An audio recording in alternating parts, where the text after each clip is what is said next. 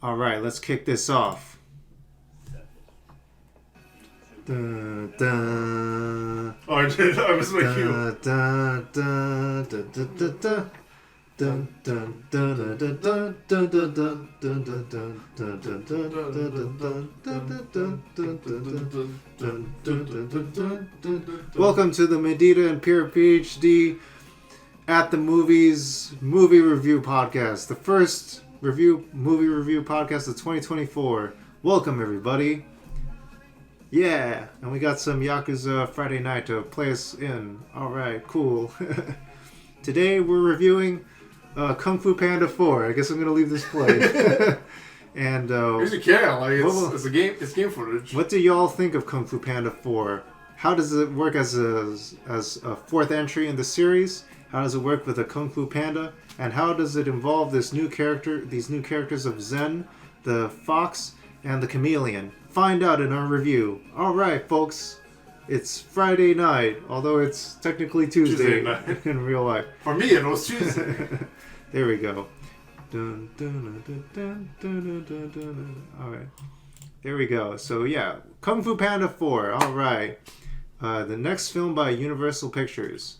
Here's the summary. Oh, it says Universal Pictures and not DreamWorks. Yeah, it's I Universal guess it Pictures. is DreamWorks, right? They had the whole moon in the trailer in the beginning. Yeah, they had actually a pretty good like tone-setting intro trailer. Like, Yeah, it was a wonder. Yeah. Yeah, instead of like the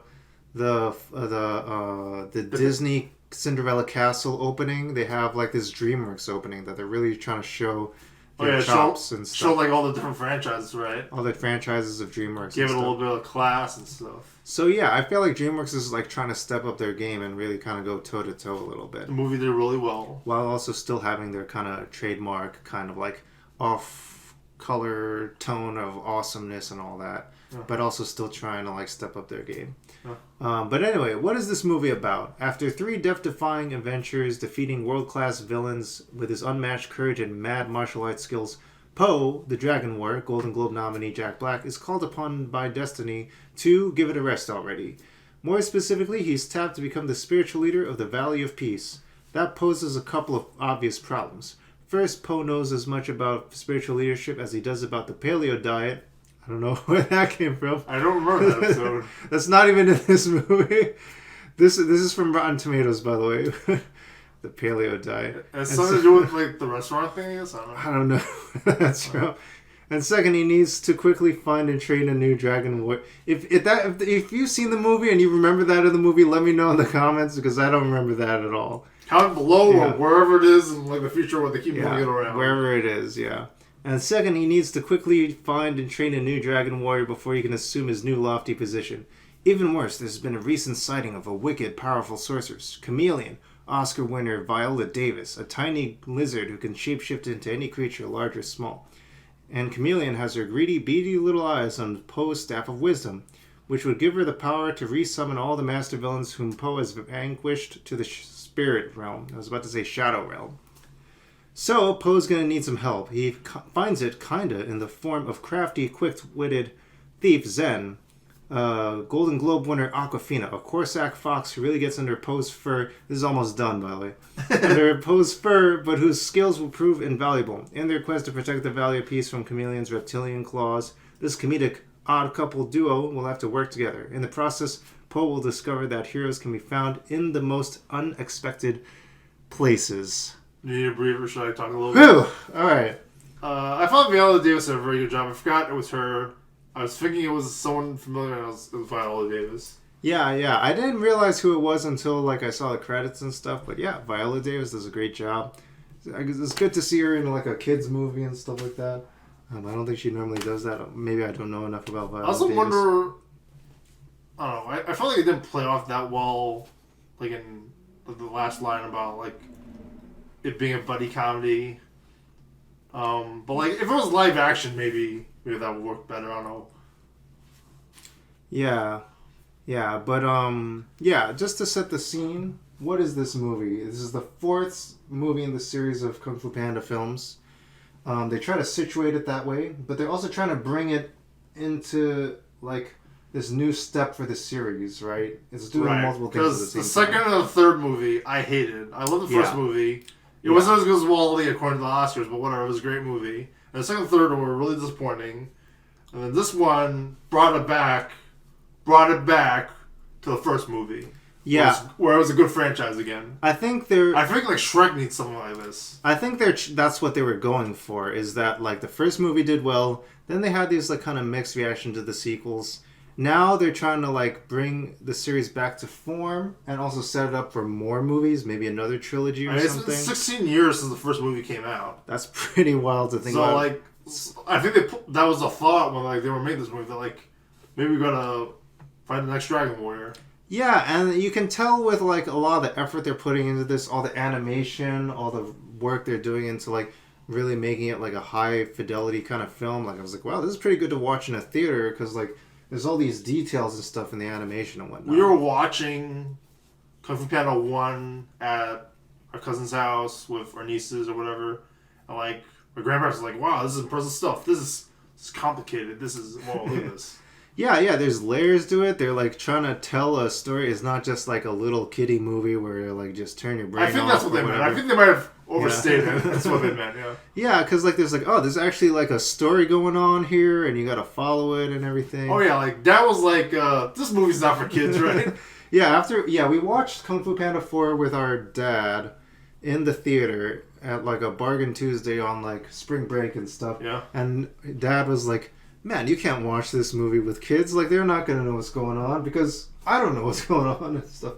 Yeah. And, like, it's complicated. They have, like, this staff. They got the magic. They got the story, this intrigue, all the characters involved. Yeah, I feel like Dad's generation, they don't really talk about those kind of stories with magic and stuff. Yeah, for us, we kind of followed it. We're like, for us, we could picture, like, the predictability of the story of the characters and all that. But, like, there's, like, this spirit realm. There's this kung fu. There's also references to the previous movies. There's also the side plot with the Poe's two dads, his adoptive father and his biological father. And I feel like we gotta rewatch. I gotta rewatch the stuff about the spirit realm, because I don't remember if that kind of stuff's in previous films, but like it's not like it matters because it works really well what they did with the spirit realm in this film. Right, because it's like they're bringing it back to like reference the previous movies. Yeah, but also they're fans, and it's like synergy, and like it's great marketing for the rest of the movies. And it throws back to those previous movies. So like if you watch this on like say Peacock or something, you're like, oh, I wonder about these characters and stuff like that. Both with the spirit staff and the two dads. Right. So and you also like, oh man, Poe's dad. There's another panda. I didn't watch that movie. I better watch it on Peacock and stuff. Yeah, I totally forgot. And, I forgot the first movie. I was like, what's going on? Yeah, it's Bryan Cranston as Poe's biological dad as the panda. He's in a lot of stuff. Yeah, and then James Hong is the. Wasn't he supposed to retire? Adoptive father. He's retired after. I guess those movies take a while to come out, because like he was supposed to retire a while ago. Yeah. What was Bryan Cranston in again? Also, he was also in Argyle, which we did not do a review of yet. But Bryan Cranston's in Argyle. Let me see what else is in here. James Hong is the dad. Also, Awkwafina's in this. I feel like they're setting her up in a very predictable way to be like this kind of follow-up character, like in Dial of Destiny, Indiana Jones, which we watched last year. So I'm sort of mixed on that. Like, on the one hand, it's Awkwafina, so I'm like, that's totally where they're going. Yeah. But on the other hand, I just didn't screw that up. Like, they made it, you don't want it to be like a bad choice that's unpredictable. Right. It's better to have a good choice that's predictable than a bad choice that's unpredictable. Right. So, like, yeah, you're like, okay, if you have Awkwafina play this character. And she's in all these animated films and comedies and all these things now. You know they're going to do something with her. Yeah. But, like, I mean, this movie's not really for us exactly. You know, it's not really supposed to be like, oh, I could have predicted this a mile away. I don't feel challenged by this movie. But on the other hand, I thought it was very good that for Kung Fu Panda, the main character is going to be an Asian American or Asian in general. Right. Instead of Jack Black. Instead of Jack Black, who was like friggin' Nacho Libre. Yeah, I think they did a lot of work trying to cast more Asian Americans and people of color in this. Oh yeah, Ronnie Chang's in this. Ronnie Chang's in this as the fish inside the pelican and the pelican's mouth. That was another interesting thing that we'll bring up later. Like, his pelican's a mom. Right. About, like, different parents and his stuff. His mom's a pelican, sorry. And then also, like, one of, I think it was, like, her cousin or something.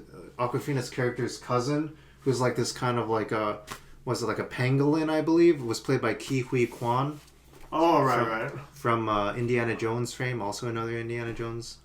Yeah, he's working for Disney. He's working for Paramount. He's working for. Yeah, get that like Kung Fu Panda. He has no health insurance. He has no health insurance. He has to make money. Yeah, there's that clip that was like, he has no health insurance. He's like, you guys got to give me a gig. You know, I was in everything everywhere all at once, but you know, the gig's over. I need money. I guess this is our Carl Weathers and Arrested Development version of Ke Huy Quan. Yeah, so yeah, he's in it. Yeah, you got to get these Kung Fu Panda movies going to like keep the franchise money coming in for these actors and stuff. Yeah, Zhen is very clearly being set up as the next Dragon Warrior. You can see it from a mile away. But I don't know. And yeah, another thing to compare this to is Indiana Jones and the Dial of Destiny in terms of like how it's set up. That's a very good setup because of Ke Huy Quan. Because it's setting up this series that like it's supposed to be a jumping off point for another series of movies, which is what one of their goals is for this. And I guess in this case, it works, and Dial of Destiny it doesn't work. Yeah, in this case, it kind of works where it totally works. Where Jack Black is the Indiana Jones in this case, and then Awkwafina's is the Phoebe Waller-Bridge. What's her name? No. Well, I feel like they didn't do that well in Dial of Destiny, whereas like it does very well with Awkwafina. Yeah. How about before we get into the further themes of this, we watch the trailer for it? Oh yeah, sure. That's a good point. Yeah. Yeah. So I felt like we could break it up that way. Wipe. So let's go back to the trailer here, and let's check it out. Kung Fu Panda 4 official trailer. It is time to take the next step on your journey. I forgot to mention like this was 16 years later, and Dustin Hoffman's still in the franchise. Yeah, he's still here. I bet his screen time's a lot less. Which is probably why they set it up this way. Dinner, please. Dinner with peas. In a sesame soy glaze. This is not working at all. Thailand. Big fan. Once I possess the kung fu of every master. I guess that's not a spoiler because like it's in the trailer. It's in the trailer. I mean, that's certainly why everyone wants to watch the movie, because, like, oh, it's going back to the first movie. They try to make it really predictable and stuff. They want to make it as appealing as possible before you watch it, you know? Yeah, to have a lot of sales points. That's part of the reason why I want to watch Kung Fu Panda 4. If they didn't put that in there, I'd be like, nah, I don't want to watch it. You can tell they I really... like the second and the third movie. You can tell they really market tested all the trailers and the movie itself and stuff to just be really marketable. I still notice all the OO's trailer techniques they put in this. All these fades. Yeah, and then like the dun dun, you know. Dun, dun, dun, dun. And then like the cut, and then the dun. Action cuts, yeah. Do the zoom in on the name. Skadoosh. See? What is it you're holding? A puppy? You were chosen to become something more than you already are.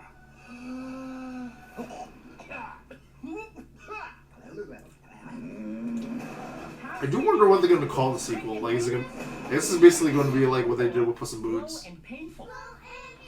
Where they just try to spin it off entirely or something. Not entirely, but like it won't be called like Kung Fu. It won't be called like Shrek, you know. Yeah. I think the panda's way too marketable, though. I don't think they can actually get away from, you know, having a panda involved. Yeah, I think like Zhen would not be a good title for whatever. Zen, Kung Fu. Because they can be any person named Zhen. Kung Fu Fox, you know. Kung Fu Panda Fox. is way too appealing. Kung Fox Panda. Kung Fu Panda and Fox. People love a panda in a movie. And that's part of the appeal of this franchise. I mean, it's a huge part of the appeal, honestly. All right, so that was the trailer. So yeah, we did get to see a lot of other things there, and it's predictable and all that. But let's see if we can. Let's keep this looping. Mute it. Yeah, I mean, the themes of the next Dragon Warrior, deception. So like the main bad guys are the Chameleon and like trying to trick Poe into giving up the staff and stuff. Yeah, like it's got some some themes going on here. And Poe's on his journey where he's supposed to relinquish his title and move on, which he is not very good at doing. because he's Jack Black. There you go. That's a good way of summing it. I was going to correct you, but yeah, that's a good way of summing it up. Yeah. And yeah, I mean, like also his character is like kind of this doofy, lighthearted character. He's Exactly. like doesn't know how to be mature and stuff, but it's like time for it. And then like You clumsy old... Dustin Hoffman's character is supposed to be like, this is. I'm 100 years old and I'm still training you. And he's also like, I don't know why I'm not the chosen one. So yeah, that's kind of part of it. But sort of like the whole appeal of that first movie, actually, throwing it back. Yeah, and yeah, the themes in the movie involve like the Chameleon is like this deceptive character, but then this like kind of wily fox is also like this kind of sneaky character going around and stuff.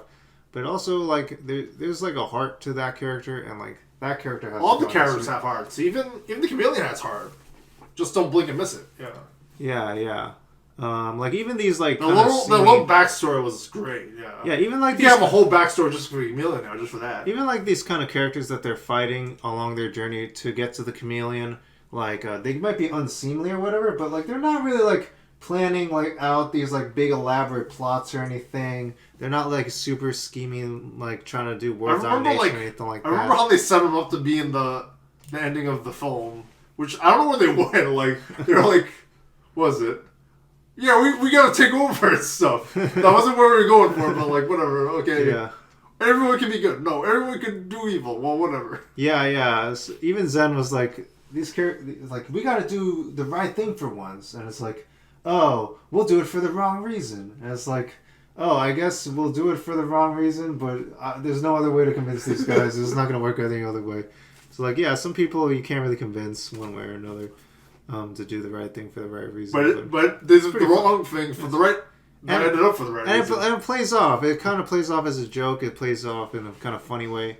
Another thing... It would have been so boring if they just did it the same speech that's in every Hollywood thing. Yeah, it was a little subversive and stuff, and it plays into the kind of punchy kind of humor. It's not like a Disney film where it's like a Disney version of this would be like, you know what? We really did have a heart-to-heart here. And we really did think about what we did. And maybe, just maybe, we could be on the right path here. I guess like the Power Ranger soap opera dialogue. Melodramatic. Soap opera speech, melodramatic. This is like keeps it a little real here a little bit. It's like, I don't know, whatever. We'll just do it for the wrong reason. It's good enough. Yeah, also another thing I want to note is like this movie was an hour and a half, right? I mean, that's probably why it's doing so well, because like they didn't have to do the mandatory 3-hour Marvel or Disney film. Right. It doesn't. It didn't overstay its welcome. Doesn't overstay its welcome. They might have cut some corners, but like you can't notice it. Yeah. I feel like I agree with you on the first part that like it was supposed to not overstay its welcome and just be like, oh, it's a fun light movie. You don't have to like. It doesn't overstay its welcome. That's true. You don't want to be in this world of like, you know, these kiddie annoying characters as a parent with your kids or something, because your kids are going to be if your kids are watching this for 2 hours, they're going to be all hopped up on candy and popcorn and soda afterwards, like kung fu chopping stuff and all that. So you don't want that to happen.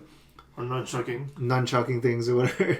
But on the flip side, like I actually did feel like towards like around like the halfway to like 60% of the way through the film, it just started like going really fast. Yeah, I think you were kind of like in the bathroom. This, yeah. I think you were in the bathroom at that point. Yeah. But like around that point, like once they get to the city where like, you know, a lot of the stuff starts to take off, it just like goes really, really fast with the edits and the pacing, and it just becomes hard to follow. Giving me like I feel like it could kind of I was looking over at Dad a couple of times. I was like, oh, this is giving him a migraine probably or something. Like this is like going way too fast. And it was going fast for me, but I wanted to look at him to see what his reaction was. He was like really still. He was like, yeah, and I totally got it because like the pacing just kind of just doesn't let up. The way they're talking is faster. I think they like probably redubbed it and redid the animation so they would talk even faster for those scenes too. Yeah. But I think like by the like last 10-15% of the movie, it kind of has more room to breathe and focus on the story more. But like, I think towards that like middle to late section, they try to like speed it up a lot. Like, so yeah. I guess most of the stuff was like they have to put stuff in the on the way to get to the chameleon. Right. Yeah. Right. And they were like, okay, there's a bunch of action sequences here. There's a bunch of plot here. Yeah. You know, we could like, you know, chop it down a bit. To I felt like the runtime one an hour and a half. on the bar on top of the beach or whatever it was, the cliff. Yeah. That felt like it was a really fast thing. Maybe a little too fast. Right. Right. Or maybe we're just not used to like, was it 200 frame per second fights or whatever? Right. Right. Yeah. Some of the fights are like a little too fast because like I feel like in a real life action martial arts film you have to go at human speed or something. Yeah. And like the camera can only move according to the laws of physics, but like here they just like sped everything up and like I don't know, it's kind of too fast. But I don't think kids are gonna notice it, but maybe the adults will get a little bit of a headache. So you know, if you take a break, you know, rest your eyes a bit, you know, just let it process, eat some of your hot dog or whatever. And just it'll just kind of watch out for that when you're watching this. Let's see, themes.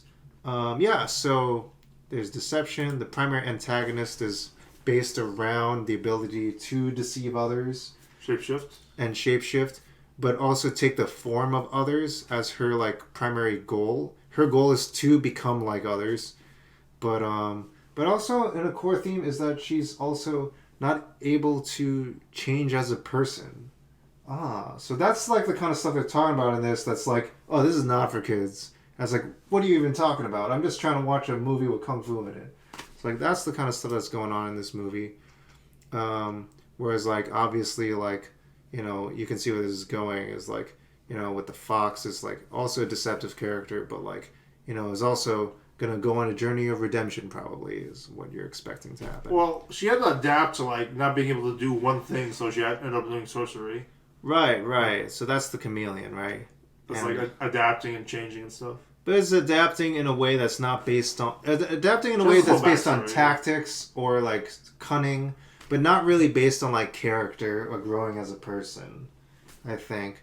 And I think that's actually like I honestly when I wrote my Substack this week, yeah, I was drawing a connection between like, oh, if you're not growing as a person, you know, and like check out my Substack at moditaheart.substack.com.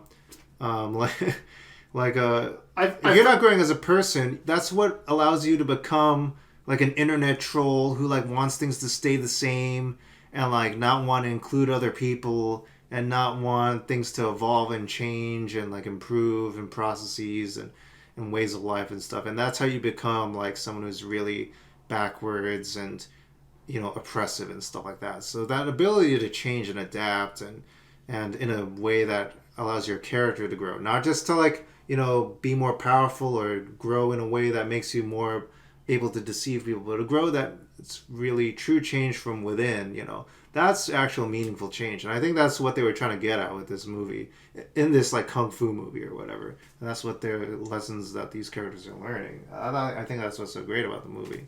I felt what was great was like the chameleon in this very small scene or part of dialogue. Like she says like, it wasn't her fault like this happened. It was because of the economic or government law about crime or whatever that, and where she grew up that formed this person that's going to take over the world or whatever. Oh, really? I don't even remember that part too clearly. Huh. Like she was in the back streets and like she couldn't learn this, and then so she had to do sorcery and like she had to survive. Like I felt like before all this terrible stuff in the movie, like she actually was a good person. At least that's what I implied. I feel like it also even feels like a very, like, as you're describing that, I'm feeling like that's how, like, a lot of Gen X people learn to adapt in, like, the corporate world and stuff like that, you know? Like, a lot of, like, these CEOs and stuff like that. That's how a lot of us are now, like, with our economic situation. Yeah, that's how a lot of, like, for a while, yeah. You know, a lot of these, like, big tech CEOs or something, you know, like... Big tech CEOs or even, like... the peons or or people who like learn from that generation, like, oh, this is what I had to do to survive, and they don't understand like why like millennials are like, oh, we don't believe in doing this sort of thing. Well, like, you know, this is how you got to move up ahead. You know, you got to do an unpaid internship, then you got to do that and that. when I was here, I had to struggle to even find a job in this career. It's like, well, it's not that time anymore and stuff like that. So, Aubrey Plaza and unpaid. that's the clip. That's the clip of Aubrey Plaza. I don't even know what thing that is from. It was from White Lotus or whatever. Yeah, I don't remember what the clip is I from. don't know if it was labeled. I think it was just like unpaid interns. Should we find that clip right now and then edit it in? We probably can't. It's probably copyrighted. Okay. We'll just put a still image of it somewhere. Or we'll like share it in the Discord or something. Yeah. Cool. Yeah. So I don't know. I don't really know what else there is to say about this movie. That sums it all up. That sums it all up right there. Kung Fu Panda 4. It's an alright movie. It packs it into a good package. I think it's a great movie. It's pretty good. Maybe it wasn't as good as like Poor Things or Dream Scenario or Boy Was Afraid, but I thought it was pretty good for what it was. I think it's like very entertaining. And it's really well written. It does everything right. It's got a nice message. It's not like... It kills everybody. It did well in the box office. It's not super artistic. You know, it's artistic enough. It's artistic enough to be in a good package. And I think it's got a great message that, like, you know, I think a lot of people could learn and listen to. And it's good that they're targeting kids with it, too. I don't think it's dumb. I don't think it's immoral. Yeah, exactly. So I think it's a great message. And it's like a nuanced kind of message here that's got these layers to it. Yeah. And, you know, Jack Black learns to, like, Poe, his character learns to go on his next step for his journey. Zhen also is going through her journey and has to learn from what she grew up with. And then, like, the Chameleon is, like, someone who grew up a certain way and results in this whole conflict and stuff. So, yeah, I think it's a pretty good lesson for people all over. I think that's one of the good parts of storytelling is that they can have these kind of parables, kind of tell these kinds of lessons and stuff like that. Cool. Thumbs up. All right. This movie gets a thumbs up, 2 thumbs up, and I guess... it's pretty rare when I get 2 thumbs up, yeah. I haven't done that in a Disney or Marvel film in a while. And here's like some still images from the movie. Here's the protagonists. Here's Kung Fu Panda. Here's the Kung Fu Panda again. Here's him meditating. I guess it's like soccer and stuff. Here's Viola Davis. Yeah. Here's him really good facing role she off. did. This was casting. This was a fun sequence and established things about the plot. This is a good sequence. This is like setting up like core conflict of the movie, etc. Good action. And should we check out the box office mojo and the Rotten Tomatoes ratings? Let's check box office mojo. Check box office mojo. See how's it doing. Hey, domestic for 60% of the box office, 107 million so far. International, 69 million for 40% of the box office. I guess it dropped. Yeah. Well, like it didn't accelerate like they were hoping it was gonna. Worldwide, 177 million. I mentioned before, they didn't release it during Lunar New Year. Yeah, they had it during it's spring big in break. China, and they didn't release it in Lunar New Year. Yeah, they had it on spring break in the U.S. though. Yeah. It had a release date in the U.S. box office on March 8th, so that's about 2 weeks ago. So that's not bad. 2 weeks in, 177 million. It basically retained all its value from the first week. So yeah, not bad. Not a big drop at all. That's pretty good. Yeah, so that's pretty good. Pretty good gross. But yeah, it's only like down 7,000 whatever it was. 7 million from the week prior, so that's pretty good. Nice. You rarely get a drop that low. So if you just keep having more, maybe it'll have a longer tail. Like 5 months or something. That's pretty good. Let's see the Rotten Tomatoes scores by the audience and critics. Can we check the box office in China? Or like Taiwan or whatever. Let's see. How do we do that? Yeah, there we go. This is America, Europe, Asia, Pacific. Asia's pretty important. So you got some millions there going. Vietnam, huh? I don't see China or Taiwan yet. Maybe it's not even open in China yet. Well, that could be really big. Yeah, so that'll be... I mean, China loves Kung Fu Panda as a series. speaking of which, like, I don't think we mentioned this, but it's important for this series to keep going. That's their goal because they have TV shows and they want to keep DreamWorks going. And also they have, they have the theme parks for... I don't know if they did Kung Fu one in Panda. Singapore yet, which you figured they would do. Yeah, there's... I think in one of the Universal Studios, they have a whole land dedicated to Kung Fu Panda. It's indoors. It's really cool. Yeah. It's like a big... People are not going to like... The theme park people are not going to like that. I'm going to say this. But it's sort of like a big... It's a small world. Yeah. Yeah, we can watch that Like, it's a cool dark ride, yeah. Yeah.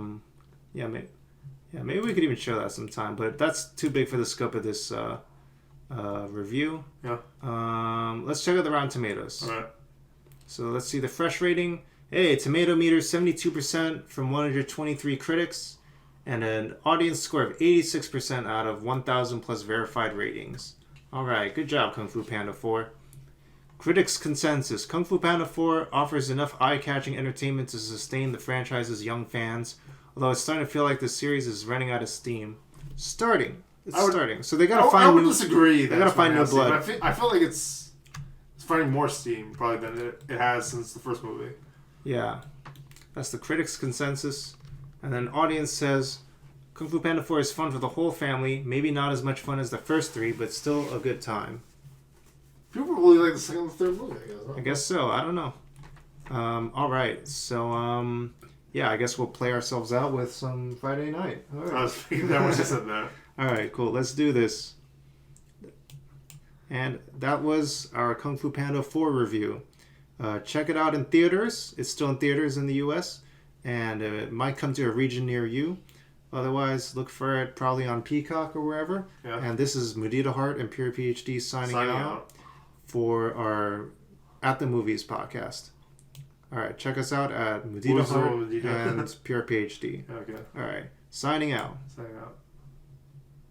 Dun, dun.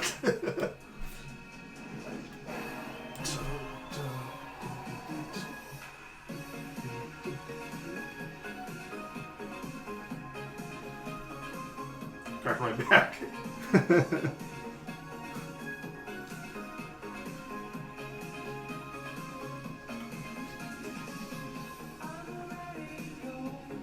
I forgot the dance. I forgot the dance somehow.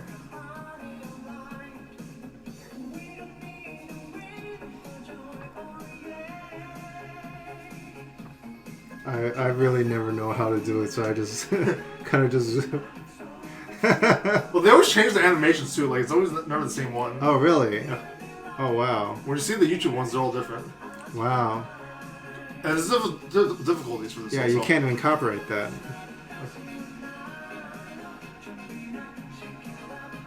All right. Signing out, folks. See you online. I'm saluting. But you can't tell. Support your local artists and creators, folks. And remember, Mudita means joy at another's joy. Take care. Let me dance a little more. Dun, dun, dun, dun. Alright, there we go. 2 thumbs up. 2 thumbs up. Kung Fu Panda 4. Kung Fu Panda 4.